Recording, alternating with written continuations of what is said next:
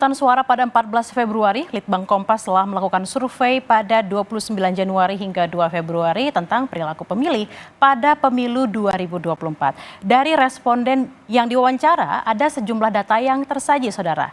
Kita mulai dengan data tentang pengetahuan para pemilih terhadap capres-cawapres dan partai yang mereka pilih nanti. Nah, saudara, sebagian besar yakni sebanyak 64,4% pemilih sudah tahu siapa capres dan partai apa yang dipilih pada 14 Februari nanti. Sebanyak 16,2% hanya capresnya saja dan partai saja sedikit hanya 1,6%, tapi ada juga yang masih belum punya pilihan, yaitu sebanyak 8,9%. Dan yang go show alias baru memutuskan saat di TPS sebanyak 8,2%. Lalu apa yang dilakukan untuk pemilu 2024? Ini juga berdasarkan survei Litbang Kompas pada 29 Januari hingga 2 Februari terdata bahwa yang sudah mencari tahu informasi tentang calon anggota legislatif sebanyak 71%. Dan cukup banyak juga yang menyatakan akan ikut hadir di penghitungan suara, yakni 59,9%. Sementara yang sudah mencari tahu lokasi TPS sebesar 79,5%. Nah, saudara, yang paling menarik dari data survei yakni pemilih pemula yang jadi magnet di pemilu 2024. Ternyata sebagian besar sudah mencari informasi tentang pilihannya di pemilu ini. Yakni mereka yang sekarang disebut sebagai generasi Z sebanyak 77,4% pemilih pemula yang sudah mendapatkan informasi pilihannya. Secara umum, saudara, baik pemilih pemula maupun pemilih non-pemilih pemula yang pasti menggunakan hak pilihnya sebanyak 96,4%. Namun masih ada yang tak mau memilih alias golput yakni 2,5%. Sementara yang belum menentukan yaitu sebesar 1,1% saja. Artinya bila ini terjadi maka partisipasi politik masyarakat lebih tinggi daripada pemilu sebelumnya. Menurut KPU dan BPS, di pemilu 2019 pada Pilpres, partisipasinya mencapai 81,97%. Sementara legislatif, saudara, mencapai 81,69% dan data ini meningkat dari partisipasi pemilu pada tahun 2014, yakni di Pilpres sebesar 71,31% dan di pemilu legislatif sebanyak 75,11%. Nah, untuk target partisipasi pemilu 2024 turun dari 2019 yakni hanya 79,5%. Namun bila terjadi kenyataannya sesuai survei Litbang Kompas maka partisipasi pemilih di 2024 meningkat dibanding 2019. Lalu bagaimana dengan sumber informasi yang diperoleh untuk memantapkan pilihan pemilih? Salah satunya adalah media sosial. Saat ini penggunaan media sosial di Indonesia pada tahun 2023 mencapai 167 juta pengguna. Persentase yang cukup tinggi yakni 60,4% dari total penduduk Indonesia yang lebih dari 287 juta orang. Saudara, sebanyak 51,2% pengguna memakai media sosial sebagai sumber informasi. Memang kalah banyak dari yang menggunakan media sosial untuk berkomunikasi sebanyak 60,6% dan mengisi waktu luang sebanyak 58,2%.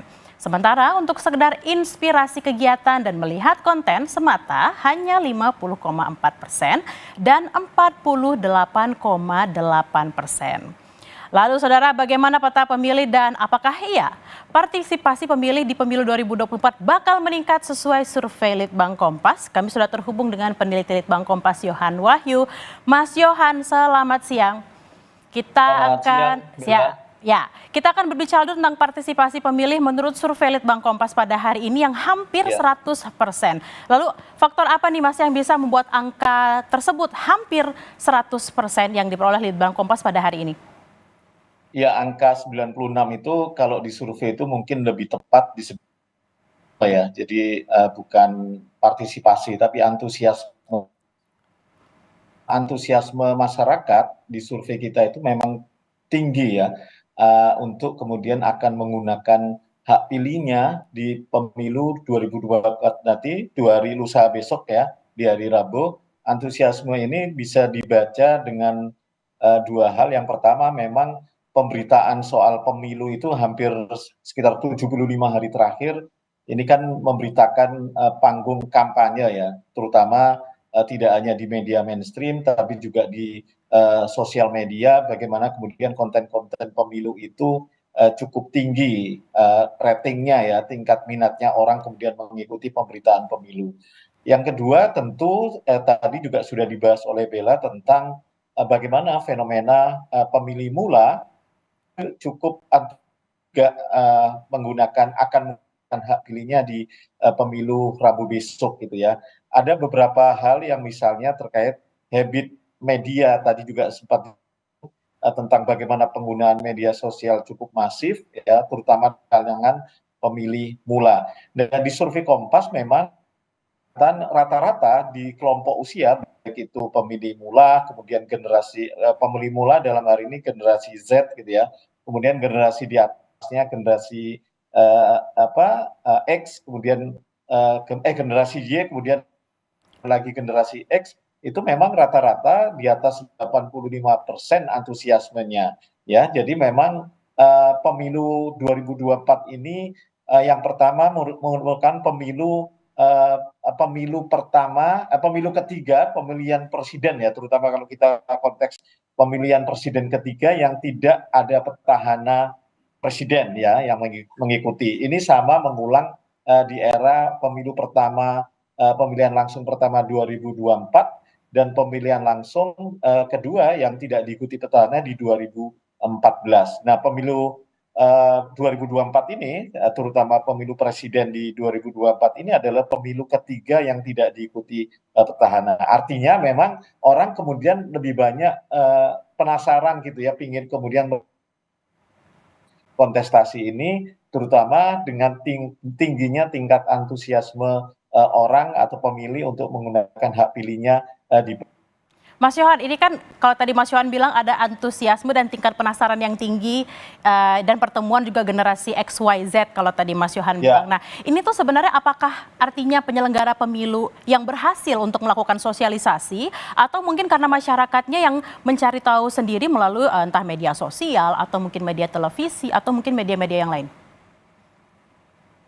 Iya, tugas sosialisasi itu selain dilakukan oleh penyelenggara pemilu ya, dalam hal ini KPU dan Bawaslu, itu juga menjadi tanggung jawab seluruh stakeholder, terutama bagi kontestan ya. Sosialisasi pemilu menjadi tanggung jawab bersama. Tapi memang pemilu yang digelar di era digital ya, era masyarakat yang semakin digital, ini dengan karena banyak perangkat media yang bisa dioptimalkan untuk melakukan atau mensupport sosialisasi ini, sehingga kemudian engagement orang terhadap agenda pemilu ini relatif menyebar ya. Kita tahu misalnya penetrasi internet baik itu di rural maupun di urban itu kan relatif merata, meskipun memang di wilayah urban relatif lebih merata gitu ya. Tapi upaya infrastruktur sudah semakin masif, itu sedikit banyak memberikan kontribusi pada exposure informasi-informasi terkait pemilu ini. Nah, antusiasme sebagai potensi partisipasi pemilih yang begitu tinggi ya di pemilu 2024 nanti. Oh, misalnya 2019 itu penyelenggara pemilu dalam hal ini KPU ketika itu memang menargetkan partisipasi angka 75,5 sekian ya. Tapi kan itu melampaui target dengan tadi data yang ditampilkan Bella 80 gitu ya. Artinya target pemilu sebenarnya naik ya dari 75 menjadi 2024 ini 79. Kalau dikaitkan dengan apa yang diraih partisipasi diraih 2019, target 2024 ini memang menurun. Tapi kalau kita bandingkan antar target di pemilu 2019 memang ada kenaikan 2-3% ya. Jadi artinya dengan target yang naik itu dari 75 menjadi 79, era pemilu dalam hal ini KPU memang melihat antusiasme masyarakat itu begitu tinggi karena tadi yang saya sampaikan ini adalah pemilu ketiga atau dalam konteks pilpres merupakan pilpres ketiga yang tidak diikuti petahana, dalam hal ini presiden petahana ya, karena udah dua periode. Artinya ada banyak hal yang ingin masyarakat ketahui, rasa penasaran, rasa ingin melibatkan diri itu bisa terbaca. Di survei Kompas kita juga kita tanya, memang kalau kita kelompokkan dari antusiasme rata-rata tinggi, tapi antusiasme untuk pemilunya dalam hal ini misalnya ingin tahu caleg siapa saja yang lagi dicalonkan oleh partai di dapil mereka, itu rata-rata lebih tinggi kok pemilih mula ya, generasi Z ya. Karena mereka lebih antusias untuk mencari tahu caleg siapa yang akan mereka pilih gitu. Ini lebih tinggi dibandingkan kelompok responden yang di atasnya, terutama pemilih dengan generasi lebih senior ya, yang sudah berpengalaman mengikuti 3 sampai 4 kali pemilu, tingkat antusiasmenya untuk mencari tahu nama-nama caleg itu lebih rendah dibandingkan pemilih mula yang notabene mungkin kali ini pengalaman mereka pertama kali untuk mengikuti pemilu. Begitu Bella. Mas Yohan, ini kan kalau tadi Mas Yohan bilang ada engagement yang juga tinggi mengikuti antusiasme masyarakat. Nah, kecenderungan atau engagement yang dilakukan oleh masyarakat untuk menggunakan media sosial itu sebenarnya dari kelompok yang mana, Mas? Apakah Gen X, Y, atau mungkin Z nih? Karena kan sekarang generasi Z nih hampir 30% dari total jumlah pemilih, Mas Yohan. Ya, kalau merujuk survei Kompas ya, yang pernah juga menggrab pertanyaan-pertanyaan seputar penggunaan media atau social habit, sosial media paling tinggi itu di kelompok responden generasi Z gitu ya, atau pemilih mula ya. Rata-rata saja dalam tiap hari, misalnya lebih dari 6 jam itu sekitar hampir 40% itu ditemukan di kelompok responden lebih muda generasi Z. Artinya apa? Penetrasi media, terutama media sosial, yang kemudian menjadi media bagi stakeholder untuk menyampaikan isu-isu terkait pemilu, itu lebih cepat dan optimal nyampe di kalangan generasi muda, Gen Z dalam hal ini. Karena habit mereka dengan media sosial sudah melekat gitu ya. Mereka generasi yang menggunakan akses internet durasinya jauh lebih panjang dalam sehari dibandingkan generasi-generasi di atasnya.